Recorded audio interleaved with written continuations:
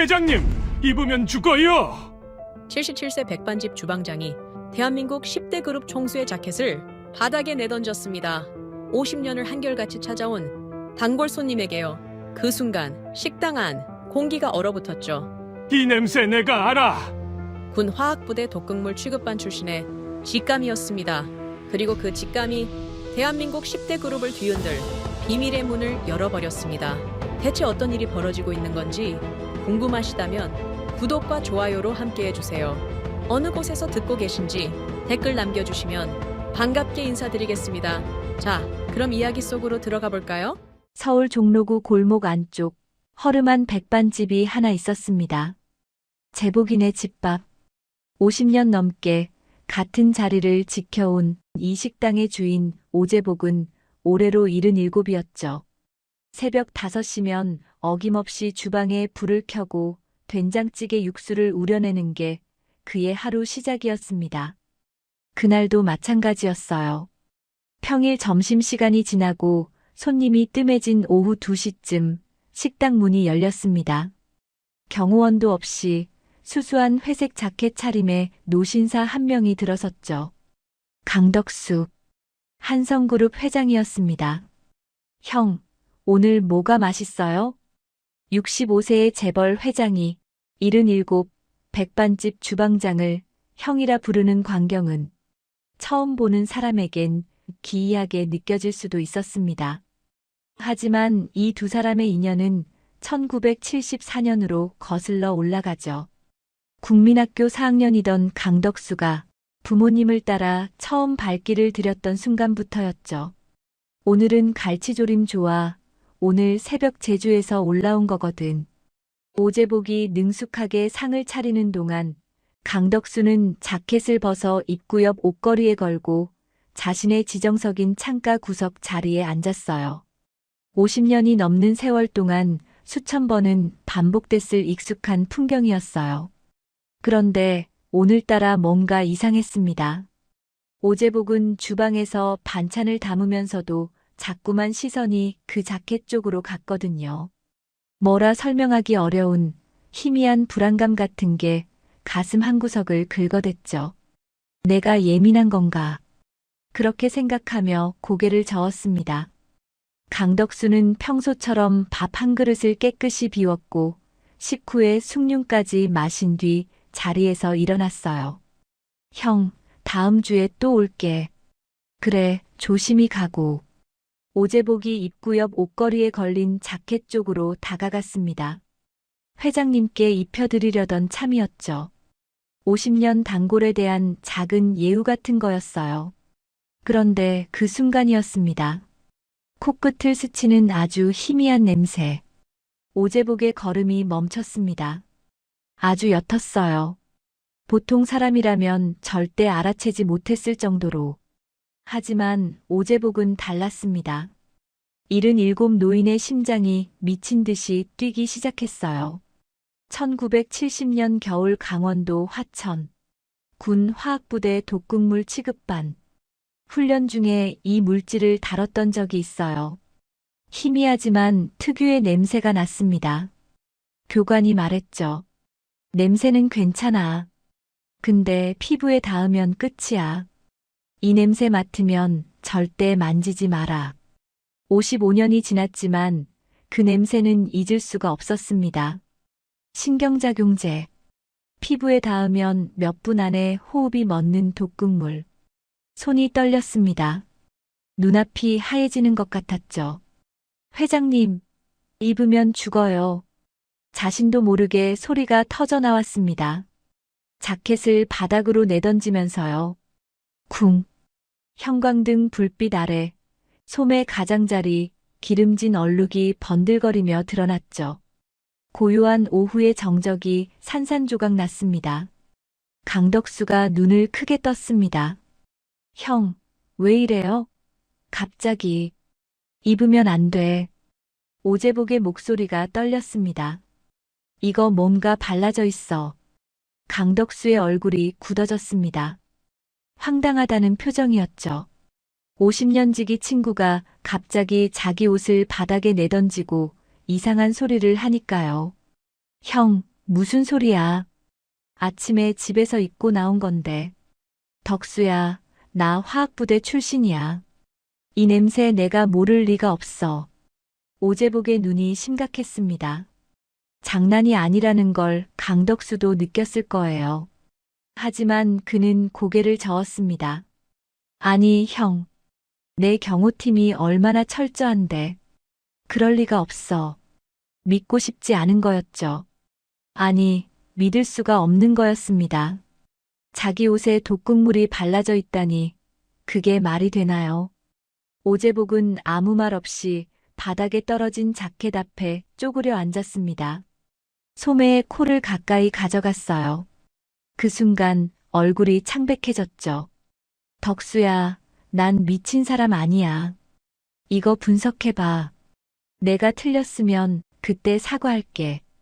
강덕수는 한참 동안 바닥에 떨어진 자켓과 오제복의 얼굴을 번갈아 바라봤습니다.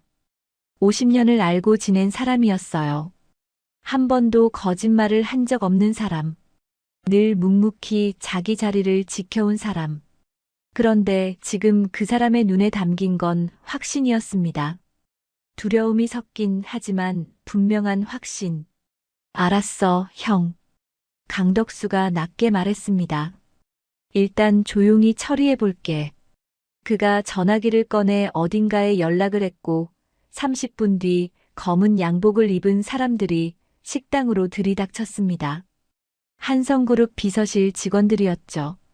그중 가장 앞에 선 여자가 입을 열었습니다. 자켓 어디 있습니까? 임소란. 한성그룹 비서실장이었습니다. 차가운 눈빛으로 바닥을 훑더니 가방을 열었어요. 은색 특수봉투를 꺼내는 사이 오제복은 본능적으로 앞치마 주머니에서 행주를 꺼냈습니다. 왜인지 모르겠지만 이대로 보내면 안 될 것 같았거든요. 임소란의 시선이 가방에 머무는 그 틈에 오제복은 재빨리 자켓 소매를 행주로 닦아냈어요. 임소란이 장갑을 낀 손으로 자켓을 집어 봉투에 넣었습니다. 검사가 필요하다면 저희 쪽에서 진행하겠습니다. 그녀가 문을 나서기 직전 오제복을 흘깃 돌아봤죠. 그 눈빛이 이상했어요. 마치 쓸데없는 짓을 했군 하는 것 같은 묘한 눈빛. 문이 닫혔습니다. 오제복은 텅 빈 식당에 홀로 서서 자신의 손을 내려다봤어요. 아까 자켓 소매를 닦아낸 행주. 그 행주를 두 조각으로 잘라서 각각 주방에 있던 밀폐 유리병에 넣었어요.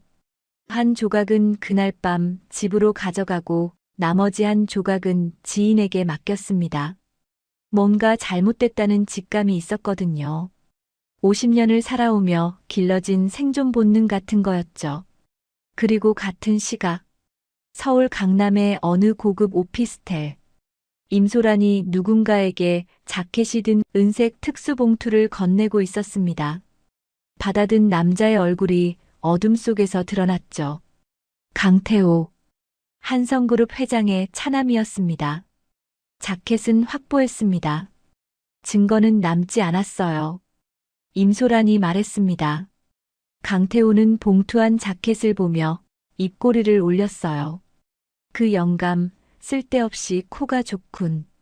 그의 눈이 차갑게 빛났습니다. 아버지가 살아있는 한 경영권 승계 심사에서 형을 이길 방법은 없었어요.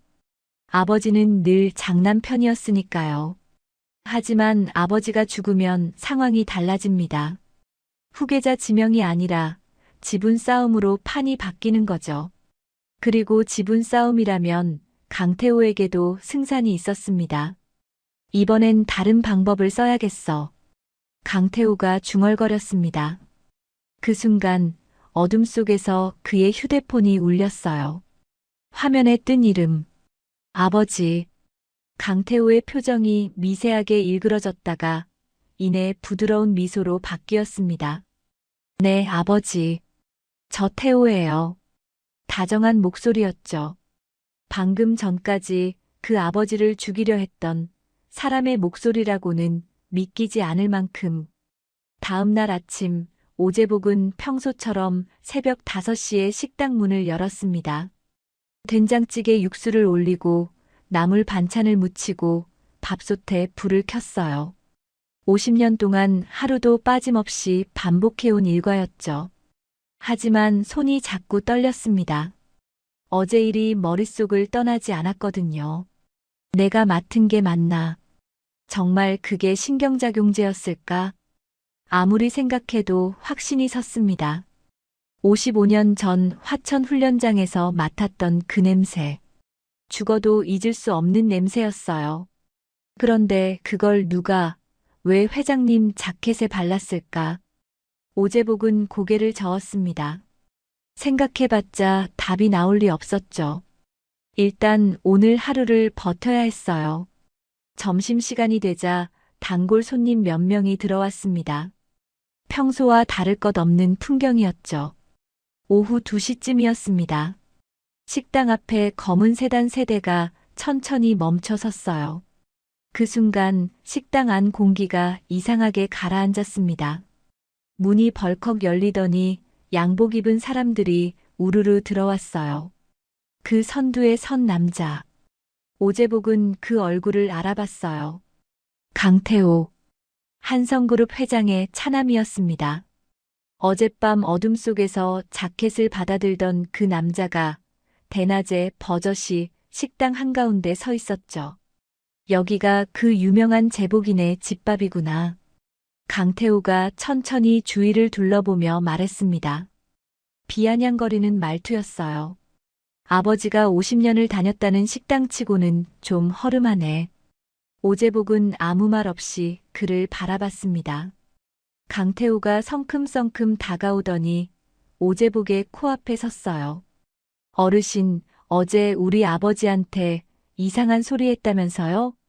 자켓에 독이 묻어 있다? 그게 말이 됩니까? 강태호의 입꼬리가 올라갔습니다. 나이 드시니까 헛것도 보시나 봐요. 냄새도 이상한 걸 맡으시고. 주변에 있던 단골 손님들이 고개를 돌렸어요. 무슨 일인가 싶은 표정들이었죠. 오제복의 주먹이 떨렸습니다.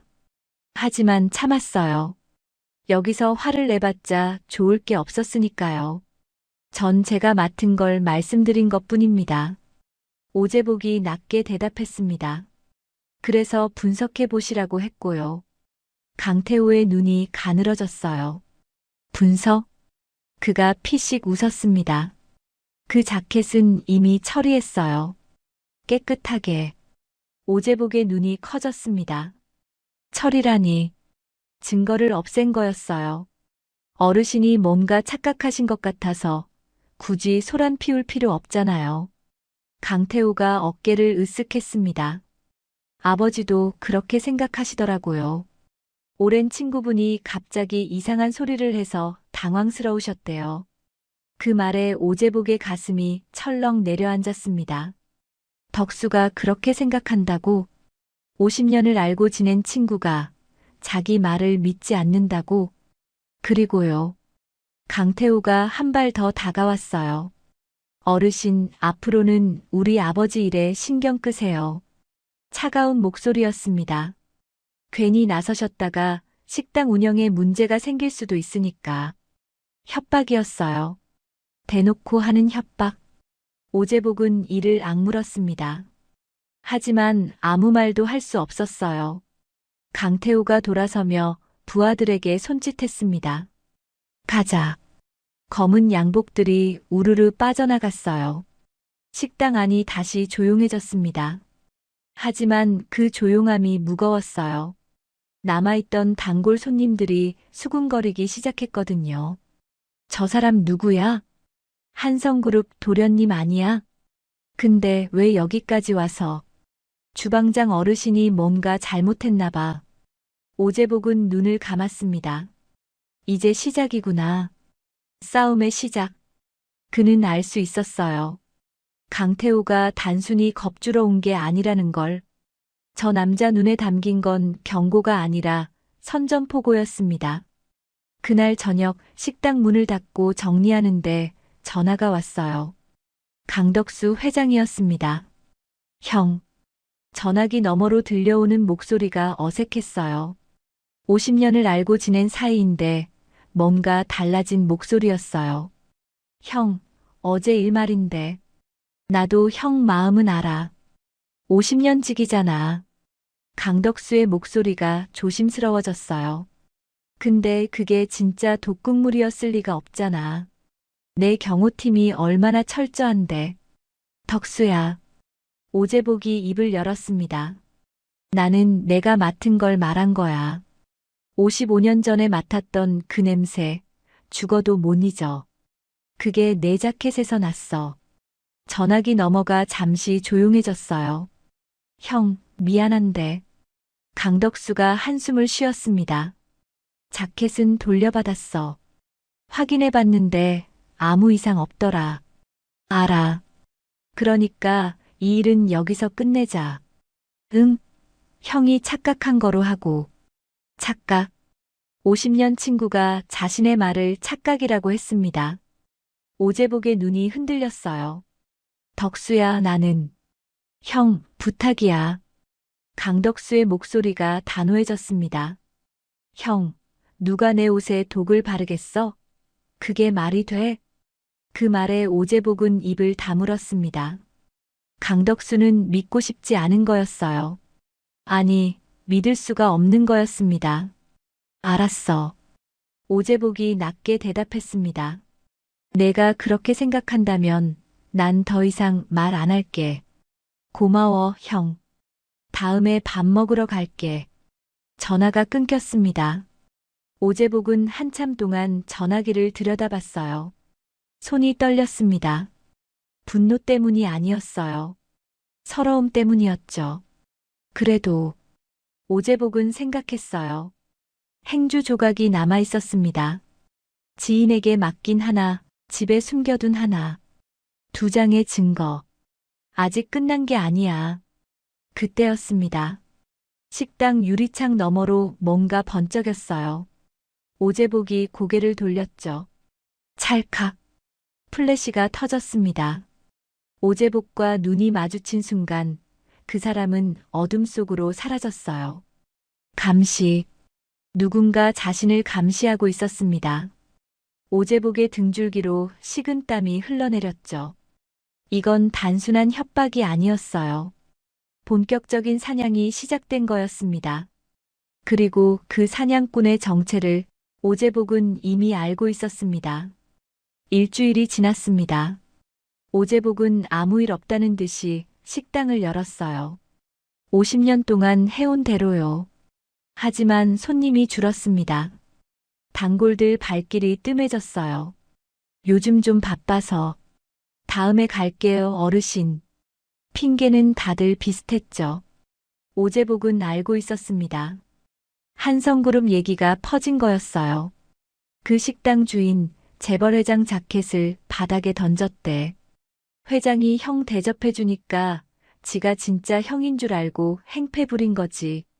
그 말만 들으면 오재복이 미친 사람처럼 보였을 테니까요. 그래도 오재복은 버텼어요. 문을 닫을 생각은 없었거든요. 그런데 그날 오전 예상치 못한 사람들이 찾아왔습니다. 식품위생법 위반 신고가 들어왔습니다. 구청 위생과 직원들이었어요. 그 뒤로 검은 양복 입은 사람들이 서너 명 더 따라 들어왔죠. 한성그룹 법무팀. 오재복은 바로 알아봤습니다. 신고 내용 확인하겠습니다. 직원들이 주방을 샅샅이 뒤지기 시작했어요.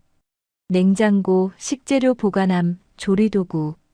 50년 동안 단 한 번도 문제가 없었던 곳을 마치 범죄 현장 조사하듯 뒤졌습니다. 여기 유통기한 지난 재료 있네요. 이 조리대 위생 상태 불량입니다. 무허가 영업 아닙니까? 서류 좀 확인해야겠는데요. 말도 안 되는 지적이 쏟아졌어요. 오재복이 항의하려 했지만 법무팀 사람이 막아섰습니다. 어르신, 여기서 소란 피우시면 더 불리해지세요. 차가운 눈빛이었어요. 협박이 담긴 눈빛. 오재복은 이를 악물었습니다. 2시간 동안 조사가 이어졌고 결과는 처참했습니다. 영업정지 15일. 50년 동안 단 한 번도 받아본 적 없는 처분이었어요. 그리고 오제복은 알았습니다. 이건 위생 문제가 아니라는 걸. 이해 있으시면 행정심판 청구하세요. 직원이 서류를 건네며 말했습니다. 마치 이미 결과가 정해진 것처럼. 오제복은 식당 문에 붙은 영업정지 딱지를 바라봤어요. 손이 떨렸습니다. 분노 때문만은 아니었어요. 두려움이었습니다. 이게 시작이라는 걸 알았으니까요. 그날 저녁 딸에게서 전화가 왔습니다. 아버지, 딸 목소리가 떨리고 있었어요. 나 오늘 회사에서 잘렸어. 뭐? 오제복의 심장이 멈추는 것 같았습니다. 갑자기 구조조정이래. 근데 이상해, 아버지. 같은 팀 사람들은 그대로인데 나만 해고됐어. 딸이 다니던 회사는 중견기업이었어요. 한성그룹 협력사 중 하나였죠. 아버지, 나 회사에서 뭐 잘못한 것도 없는데. 딸의 목소리가 갈라졌습니다. 아버지, 혹시 무슨 일 있어? 딸의 물음에 오제복은 아무 말도 할 수 없었습니다. 자기 때문이었어요. 자기가 자켓을 던진 그날부터 시작된 일. 딸까지 휘말린 거였습니다. 미안하다. 그 한마디밖에 나오지 않았어요. 아버지, 무슨 일이야? 제발 말해줘. 나중에 얘기하자. 전화를 끊었습니다. 오제복은 텅 빈 식당에 홀로 앉았어요. 영업정지 딱지가 붙은 문. 떠나간 단골들. 직장을 잃은 딸. 전부 자기 때문이었습니다. 내가 그냥 모른 척 했어야 했나? 그 생각이 스쳐갔어요. 그냥 착각인 척, 미친 늙은이인 척 했으면. 하지만 곧 고개를 저었습니다. 그랬으면 덕수가 죽었을 거예요. 50년 친구가 자기 식당에서 숨을 거뒀을 겁니다. 아니야, 내가 한 건 맞아. 이제 행주 조각밖에 남지 않았습니다. 지인에게 맡긴 한 조각, 자기가 가진 한 조각. 이 두 장이 유일한 증거였어요. 그걸로 뭘 할 수 있을까? 그때 오래된 TV에서 속보가 흘러나왔습니다. 속보 한성그룹 강덕수 회장, 원인 불명 신경계 이상으로 긴급 입원. 오제복의 눈이 커졌어요. TV 화면에 강덕수의 얼굴이 떴습니다. 산소호흡기를 쓴 채 가쁘게 숨을 몰아쉬고 있었어요. 회장은 현재 의식이 있으나 원인 불명의 신경계 이상 증세를 보이고 있습니다. 의료진은 정밀 검사를 진행 중입니다. 원인 불명. 하지만 오제복의 눈은 달랐습니다. 화면 속 강덕수의 손끝이 아주 미세하게 일정 주기로 파르르 떨리고 있었어요. 55년 전 화천 지하 훈련장에서 봤던 바로 그 떨림이었습니다. 저건 병이 아니야. 오제복의 얼굴이 하얗게 질렸습니다. 신경작용제. 밀양이라 병원에서도 알아채지 못하는 거였어요.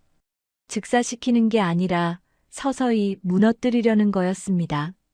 식당에서 실패하자 다른 방법으로 또 시도한 거예요. 덕수야. 오제복의 손이 떨렸습니다. 자기가 자켓을 던지지 않았다면 강덕수는 그날 죽었을 거예요. 하지만 강태호는 거기서 멈추지 않았습니다. 이번엔 천천히 들키지 않게 아버지를 무너뜨리고 있었어요. 이놈들이. 오제복의 주먹이 떨렸습니다. TV 화면이 바뀌었습니다. 병원 앞에 모여든 기자들 사이로 한 남자가 걸어 나왔어요. 강태호. 그의 얼굴에는 걱정 어린 표정이 가득했습니다. 아버지 건강이 갑자기 나빠지셔서 온 가족이 걱정하고 있습니다. 카메라 앞에서 목소리를 떨었어요. 연기였습니다. 저건 연기예요. 자기 손으로 아버지를 죽이려 한 놈이 카메라 앞에서 효자 연기를 하고 있었습니다. 오제복의 주먹이 하얗게 질렸어요. 분노가 치밀어 올랐습니다. 하지만 그 분노보다 더 큰 감정이 있었어요. 무력감. 자기는 지금 아무것도 할 수 없었습니다. 식당은 문 닫혔고, 딸은 해고당했고, 친구는 병원에 쓰러졌고, 증거는 행주 조각 2장뿐. 그 행주 조각이 진짜 독극물 성분인지 분석해 줄 곳도 없었어요. 누가 77세 노인의 말을 믿어주겠습니까? 이대로 끝나는 건가? 오제복은 고개를 떨궜습니다. 그때였어요. 식당 유리창을 누군가 똑똑 두드렸습니다. 오제복이 고개를 들었죠. 어둠 속에서 여자 한 명이 서 있었어요. 30대 초반쯤 되어 보이는 날카로운 눈매의 여자. 그녀가 입을 열었습니다. 오제복 씨 맞으시죠? 누구십니까? 저는 윤채경이라고 합니다. 식약처 출신 독성 전문가예요. 여자가 한 발 다가왔어요. 그날 식당에서 무슨 일이 있었는지 저한테 말씀해 주실 수 있어요? 오제복의 눈이 커졌습니다. 그리고 한성그룹이 뭘 숨기고 있는지 저도 알고 싶은 사람이에요. 여러분, 여기까지 들으셨군요. 77세 주방장 오제복, 50년 친구를 살리려다 오히려 모든 걸 잃어가고 있습니다. 식당은 문 닫혔고, 딸은 해고당했고, 친구마저 병원에 쓰러졌습니다. 이 모든 일의 시작은 자켓 하나였어요. 그런데 말이죠. 어둠 속에서 손을 내민 사람이 나타났습니다. 윤채경이라는 여자. 그녀는 과연 오제복의 편일까요? 아니면 또 다른 함정일까요? 그럼 여러분, 다음 이야기도 계속 들어봐 주세요. 윤채경. 그 이름을 들은 순간 오제복은 경계심부터 들었습니다. 이 사람은 누구지? 안으로 들어오시죠. 오제복이 문을 열었어요. 일단 얘기를 들어봐야 했습니다. 윤채경이 어두운 식당 안으로 들어왔어요. 영업정지 딱지가 붙은 문, 불 꺼진 주방, 텅 빈 테이블들. 그녀는 주위를 둘러보더니 낮게 말했습니다. 한성그룹이 이렇게까지 했군요. 어떻게 나를 알고 찾아온 겁니까? 오제복이 물었어요. 윤채경이 의자에 앉으며 대답했습니다. 저는 3년 전까지 식약처에서 일했어요. 독성물질 분석 담당이었죠. 그래서요? 한성그룹 계열 화학연구소를 조사한 적이 있습니다. 농약 연구 관련 안전 점검이었어요. 그녀의 눈빛이 어두워졌어요. 그때 강태우가 갑자기 조사를 막더라고요. 뭔가 숨기려는 게 분명했어요. 오제복의 눈이 커졌습니다. 그러곤 조사가 갑자기 중단됐어요. 위에서 압력이 들어온 거죠. 윤채경이 쓴웃음을 지었어요. 저는 그 일로 식약처에서 밀려났습니다. 사표 쓰라는 압박을 받았거든요. 그래서 지켜보고 있었어요. 언젠가 실수할 거라고 생각했거든요. 그녀가 오제복을 똑바로 바라봤습니다. 그리고 며칠 전 어르신 얘기를 들었어요. 회장 자켓에서 독냄새를 맡았다고. 오제복은 아무 말 없이 그녀를 바라봤어요. 믿어도 되는 걸까? 이 사람을. 혹시 증거 같은 거 있으세요? 윤채경이 말했습니다. 있으면 제가 아는 사설연구소에서 성분 분석할 수 있어요. 오제복은 잠시 망설였어요. 왜 나를 돕는 겁니까? 오제복이 물었습니다. 당신한테 무슨 이득이 있어요? 윤채경이 잠시 침묵했어요. 그리고 낮게 대답했습니다. 저도 강태호한테 당한 사람이니까요. 윤채경의 눈이 잠깐 흔들렸습니다. 그 눈빛에는 오래된 분노가 담겨 있었어요. 그 한마디에 오제복은 뭔가를 느꼈습니다. 분노. 강태호에 대한 분노가 그녀 눈 속에 있었어요. 있습니다. 오제복이 입을 열었어요. 그날 자켓 소매를 행주로 닦아뒀어요. 집에 보관하고 있습니다.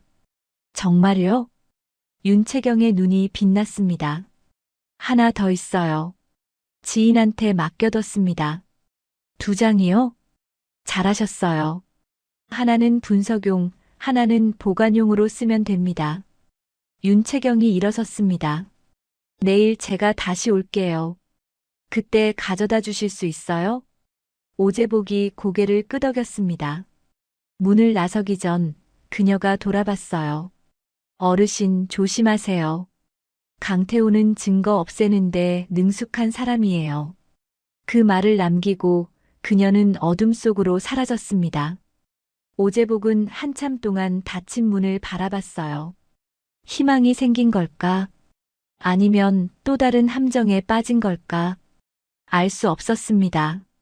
다음 날 아침, 오재복은 지인에게 맡겨둔 행주 조각을 찾으러 갔어요. 혹시 모르니까 직접 확인해 두려고요. 제보가. 지인이 문을 열었습니다.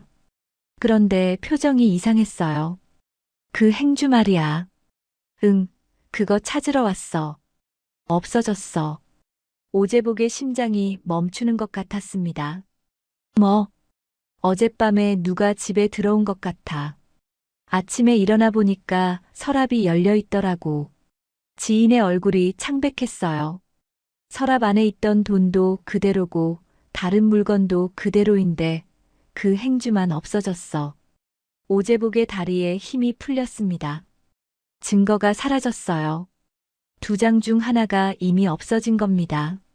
어떻게 알았지? 내가 지인한테 맡긴 걸 어떻게 알았어? 그때 떠올랐습니다. 식당 유리창 너머에서 자신을 촬영하던 그 사람. 그때부터 감시당하고 있었던 거였어요. 집으로 돌아오는 길 전화가 울렸어요. 모르는 번호였습니다. 여보세요. 오재복 씨죠? 낯선 남자 목소리였어요. 누구십니까? 충고 하나 해드릴게요. 목소리가 차가웠습니다. 지금 가지고 있는 거 다 버리세요. 그리고 이 일에서 손 떼세요. 잠시 침묵이 흘렀어요. 따님분, 아직 집에 계시죠? 전화가 끊겼습니다. 오재복은 길 한복판에 멈춰섰어요. 손이 떨렸습니다. 이제 딸까지 위협하는 거였어요. 어떻게 해야 하지? 증거 하나는 사라졌고 남은 건 윤채경에게 맡길 행주 조각 하나뿐. 그마저도 진짜 분석해 줄지 알 수 없었습니다. 그리고 딸이 위험에 처했어요. 포기해야 하나? 여기서 손 떼야 하나? 오재복은 하늘을 올려다봤습니다. 구름 한 점 없는 맑은 하늘이었어요. 50년을 살아온 이 도시, 50년을 지켜온 식당, 50년을 알고 지낸 친구, 전부 무너지고 있었습니다. 덕수야. 오재복은 중얼거렸어요. 내 아들이 널 죽이려 했어. 근데 난 그걸 증명할 수가 없어. 주머니가 텅 비어 있었습니다. 이제 아무것도 남지 않았어요. 오재복은 천천히 걸음을 옮겼습니다. 어디로 가는지도 모른 채 그냥 걸었어요. 그때 휴대폰이 다시 울렸습니다. 윤채경이었어요. 어르신, 저예요. 네. 지금 어디 계세요? 제가 바로 갈게요. 그녀의 목소리가 급박했습니다. 행주 조각, 오늘 받아야 할 것 같아요. 한성그룹 쪽에서 움직임이 있어요. 오재복은 윤채경을 만나 행주 조각을 건넸습니다. 밀폐 유리병에 담긴 채로요. 일주일만 기다려주세요. 결과 나오면 바로 연락드릴게요. 윤채경이 유리병을 받아들며 말했어요. 그리고 일주일 뒤 전화가 왔습니다. 어르신, 결과 나왔어요. 지금 만날 수 있어요? 윤채경의 목소리가 급박했어요. 어디로 가면 됩니까? 윤채경이 주소를 불러줬어요. 서울 외곽의 한 사설 연구소였습니다. 오재복은 택시를 잡아타고 그곳으로 향했어요. 1시간쯤 걸렸을까? 낡은 건물 3층에 작은 연구소가 있었습니다. 윤채경이 문 앞에서 기다리고 있었어요. 들어오세요. 연구소 안은 좁았지만 장비들이 빼곡했습니다. 윤채경이 테이블 위에 서류 한 뭉치를 펼쳤어요. 이게 분석 결과예요. 오재복은 서류를 들여다봤습니다. 화학식, 분자 구조, 농도 수치. 전문 용어 투성이라 무슨 말인지 알 수 없었어요. 쉽게 설명해 주시죠. 어르신이 맡으셨던 그 냄새, 신경작용제 맞아요. 윤채경이 말했습니다. 근데 문제는 종류예요. 그녀가 서류 한 장을 짚었어요. 이건 군용이 아니에요. 한성그룹 화학연구소에서 농약 연구용으로 개발한 물질인데 성분이 신경작용제랑 거의 같아요. 오재복의 눈이 커졌습니다. 농약이요? 네. 회사는 합법적인 연구였어요. 근데 강태호가 이 물질이 사람한테 쓰면 독이 된다는 걸 알고 몰래 빼돌린 거예요. 윤채경의 목소리가 낮아졌어요. 이런 물질을 빼돌려서 사람한테 쓰면 살인 미수예요. 강태호 개인 범죄입니다. 오재복은 말을 잃었습니다. 강태호가 회사 물질을 몰래 빼돌려서 자기 아버지를 죽이려 한 거였습니다. 이게 전부가 아니에요. 윤채경이 노트북을 열었습니다. 한성그룹 보안팀에 제 편이 있어요. 그날 주변 CCTV를 확보해뒀더라고요. 화면에 영상이 떴어요. 그날 오후 강덕수 회장이 식사하는 시간대 누군가 식당에 들어갔다가 1분도 안 돼서 다시 나오는 장면이 찍혀 있었습니다. 윤채경이 화면을 멈췄습니다. 식당 문을 밀고 들어가는 순간의 얼굴. 그녀가 천천히 확대했어요. 오재복의 숨이 멎었습니다. 임소란이었습니다. 한성그룹 비서실장이었어요. 저 여자가 회장님 식사하시는 동안 들어가서 자켓에 독을 바른 거예요. 윤채경이 말했습니다. 그리고 이거 보세요. 그녀가 또 다른 파일을 열었어요. 음성 녹음 파일이었습니다. 임소란이 보험용으로 통화 녹음을 해뒀더라고요. 자기 보호하려고. 근데 그걸 회사 클라우드에 백업해둔 거예요. 거기서 빼냈습니다. 윤채경이 재생 버튼을 눌렀습니다. 강태호의 목소리였어요. 오늘 점심 제복이네 간다. 식사 끝나기 전에 처리해. 본인이 직접 하진 않았지만 지시한 건 강태호예요. 그리고 이것도 있어요. 윤채경이 또 다른 파일을 열었습니다. 내부 문건이었어요. 한성그룹 경영권 승계 심사 일정표. 그리고 강태호 명의의 자금 흐름 내역. 이건 어디서 구한 겁니까? 아까 말씀드린 그 사람들이요. 강태호한테 당하고도 참고 있던 사람들이에요. 언젠가 기회가 오면 쓰려고 3년 동안 모아뒀죠.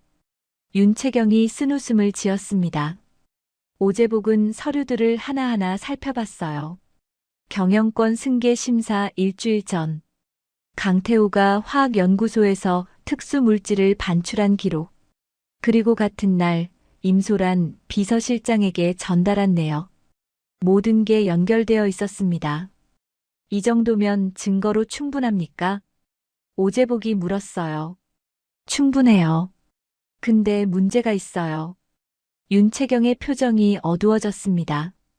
이걸 어디에 가져가느냐예요. 검찰? 경찰? 한성그룹 힘이면 다 막을 수 있어요. 어떻게 해야 합니까? 오재복이 물었습니다. 윤채경이 잠시 생각하더니 말했어요. 한 사람한테 직접 보여주는 게 가장 빨라요. 누구요? 강덕수 회장님이요. 오재복의 눈이 흔들렸습니다. 덕수한테? 네. 회장님이 직접 보시면 아들이 뭘 했는지 알게 되실 거예요. 하지만 덕수는 지금 병원에 있어요. 그리고 오재복이 말을 멈췄어요. 날 안 믿어요. 지난번에 전화했을 때 내 말을 착각이라고 했어요. 그때는 증거가 없었잖아요. 윤채경이 말했습니다. 지금은 달라요. CCTV 영상이 있고 분석 결과가 있고 내부 문건이 있어요. 그녀가 오재복의 눈을 똑바로 바라봤어요. 50년 친구분이시잖아요. 직접 가서 보여주세요. 오제복은 한참 동안 말이 없었습니다. 덕수. 50년을 알고 지낸 친구. 그 친구가 자기 말을 믿지 않았을 때 얼마나 서러웠는지. 하지만 지금은 증거가 있었어요. 눈으로 볼 수 있는 증거. 알겠습니다. 오제복이 고개를 끄덕였어요. 내가 직접 가겠습니다. 다음 날 아침, 오제복은 강덕수 회장이 입원한 병원을 찾아갔습니다. VIP 병동 앞에 경호원들이 서 있었어요. 면회는 안 됩니다. 경호원이 막아섰습니다. 저 오제복입니다. 회장님 50년 친구예요. 그래도 안 됩니다. 가족 외 면회 금지입니다. 오제복이 막 돌아서려는데 병실 문이 열렸어요. 강덕수가 휠체어에 앉아 있었습니다.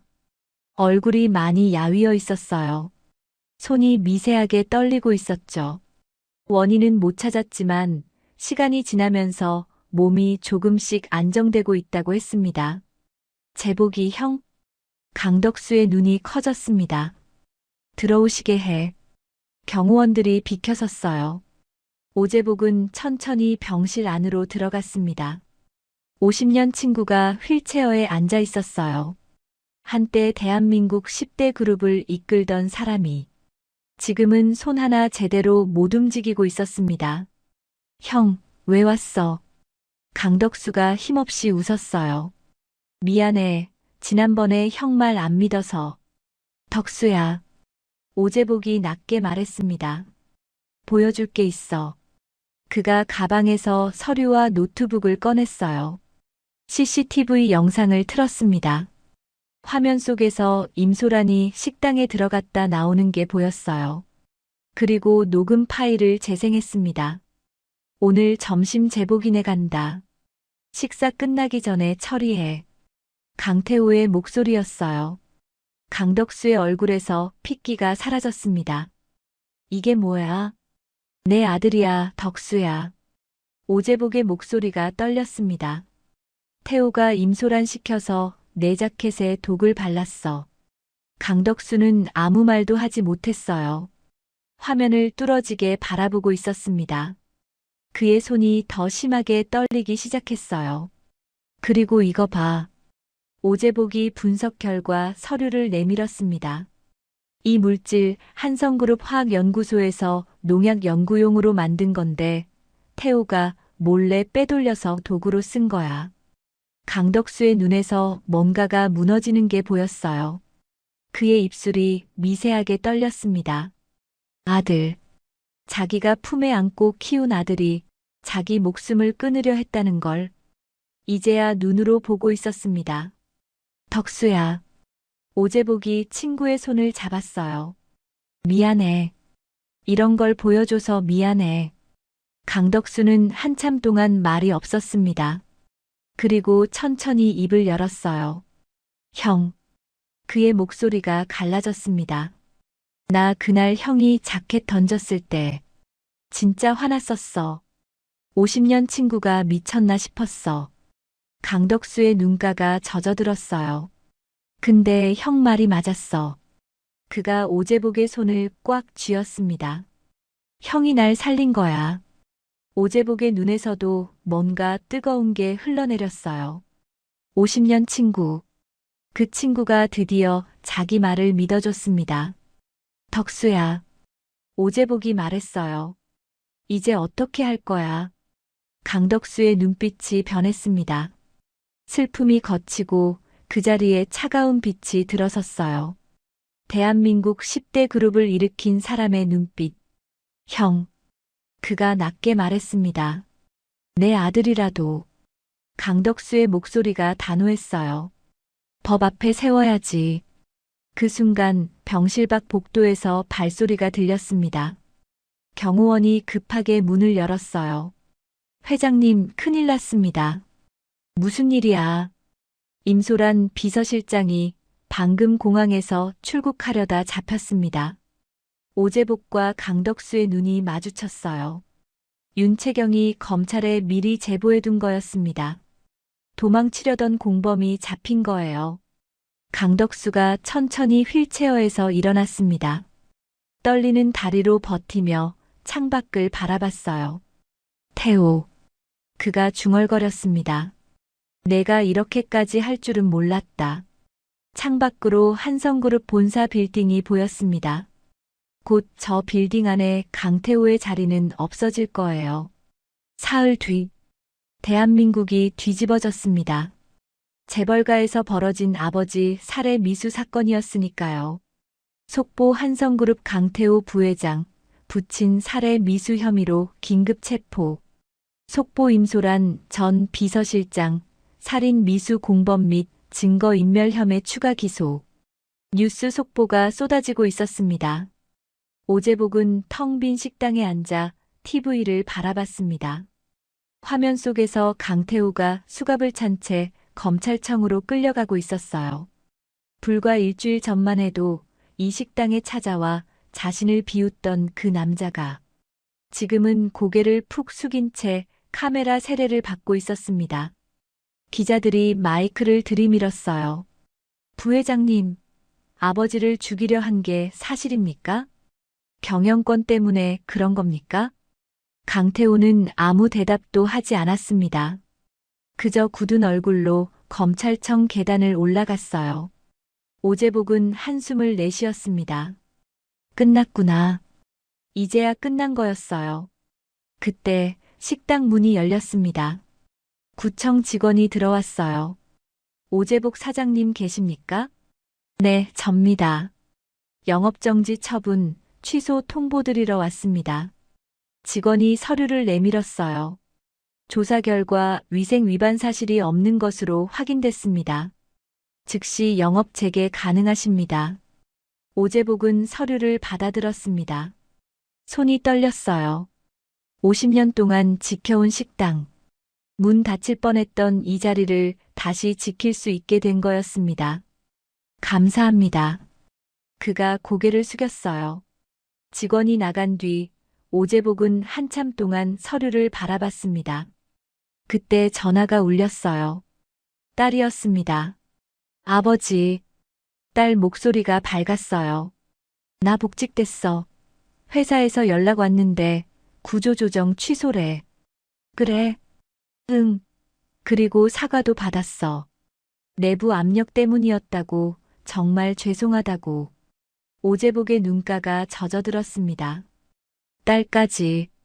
딸도 다시 일할 수 있게 된 거였어요. 잘됐다, 얘야. 아버지도 식당 다시 여는 거지? 응, 내일부터 열어. 나 내일 퇴근하고 갈게. 아버지 밥 먹으러. 전화가 끊겼습니다. 오재복은 전화기를 내려놓고 창밖을 바라봤어요. 햇살이 들어오고 있었습니다. 며칠 만에 보는 따뜻한 빛이었죠. 그날 저녁, 오재복은 병원으로 향했습니다. 강덕수를 만나러요. VIP 병동 앞에 간호사가. 오재복 씨시죠? 회장님이 기다리고 계세요. 병실 문을 열었습니다. 강덕수가 침대에 앉아 있었어요. 며칠 전보다 얼굴색이 좋아져 있었습니다.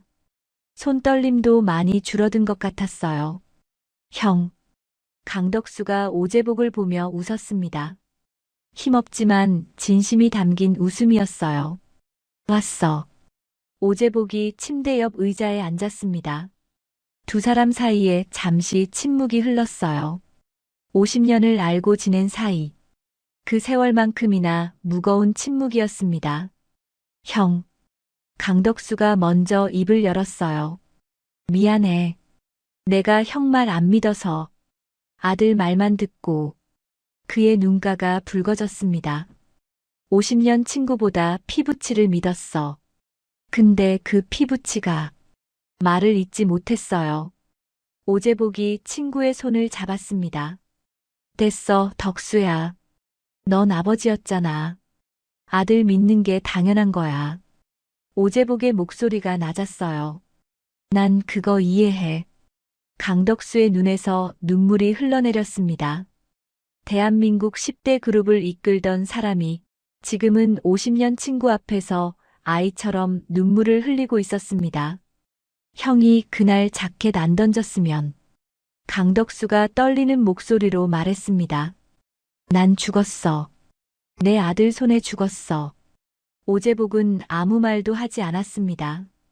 그저 친구의 손을 꽉 쥐고 있었어요. 한참 뒤 강덕수가 눈물을 닦으며 말했습니다. 형, 식당 다시 여는 거지? 응, 내일부터. 나도 갈게. 강덕수가 창밖을 바라봤어요. 태어나면 제일 먼저 형 식당 갈 거야. 그래, 기다릴게. 오재복이 웃었습니다. 갈치조림 해놓을게. 내가 좋아하는 거. 고마워, 형.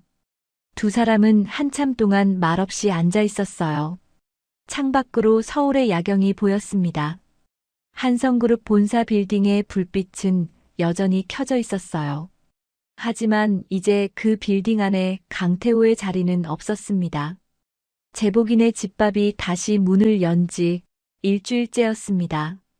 새벽 5시. 오재복은 50년 동안 해온 대로 주방에 불을 켰어요. 된장찌개 육수를 올리고 나물 반찬을 무치고 밥솥에 불을 켰습니다. 점심시간이 되자 손님들이 들어오기 시작했어요. 처음엔 1명이 들어왔습니다. 그리고 2명, 그리고 3명, 떠났던 단골들이 조금씩 돌아오기 시작했어요. 사장님 고생 많으셨어요. 뉴스 봤어요. 대단하시더라고요. 앞으로 자주 올게요. 오재복은 묵묵히 고개를 숙였어요. 그때 식당 문이 열렸습니다. 휠체어를 탄 노신사가 들어왔어요. 강덕수였습니다. 태어나자마자 바로 아직 걸음이 불편했지만 직접 찾아온 거였어요. 식당 안이 조용해졌습니다. 손님들이 고개를 돌렸어요. 한성그룹 회장이 이 허름한 백반집에 왔다는 게 믿기지 않는다는 표정들이었죠. 강덕수는 아무 말 없이 창가 구석 자리로 갔습니다. 50년 동안 앉았던 그 자리. 오재복이 다가왔습니다. 앞치마를 두른 채로요. 뭐 먹을래? 갈치조림. 알았어. 오재복이 주방으로 들어갔습니다. 잠시 뒤 갈치조림이 담긴 뚝배기가 나왔어요. 김이 모락모락 피어올랐습니다. 강덕수가 숟가락을 들었어요. 손이 조금 떨렸지만 밥을 떴습니다. 한 입, 2입, 천천히 먹었어요. 오재복은 카운터에 서서 그 모습을 지켜봤습니다. 50년 전 국민학교 4학년 꼬마가 밥을 먹던 그 자리. 지금은 65 노인이 갈치조림을 먹고 있었어요. 세월이 흘렀고 많은 일이 있었고 서로에게 상처도 줬지만 두 사람은 여전히 여기 있었습니다. 강덕수가 밥을 다 먹고 숟가락을 내려놓았어요. 형, 맛있다. 오재복이 웃었습니다. 창밖으로 햇살이 들어왔어요. 50년 된 식당 안으로 따뜻한 빛이 가득 차올랐습니다. 많은 일이 있었지만 이 식당은 여전히 같은 자리에 있었습니다. 그리고 두 사람도요. 여러분, 오늘 이야기 어떠셨어요? 여러분이라면 50년 친구를 위해 어디까지 할 수 있을까요? 오재복은 모든 걸 잃으면서도 끝까지 진실을 놓지 않았습니다. 그리고 그 진심이 통했어요. 우리 삶에도 이런 순간이 있죠. 모두가 등 돌려도 내가 옳다고 믿는 것을 지켜야 할 때, 그 선택이 외롭고 두렵더라도 끝까지 버틴다면 언젠가는 빛이 들어옵니다. 오늘 이야기 끝까지 함께해 주셔서 감사합니다. 당신의 하루에 작은 여운이 남았기를 바랍니다. 우리는 또 단짝처럼 다음 이야기에서 만날게요. 지금까지 사연 단짝이었습니다.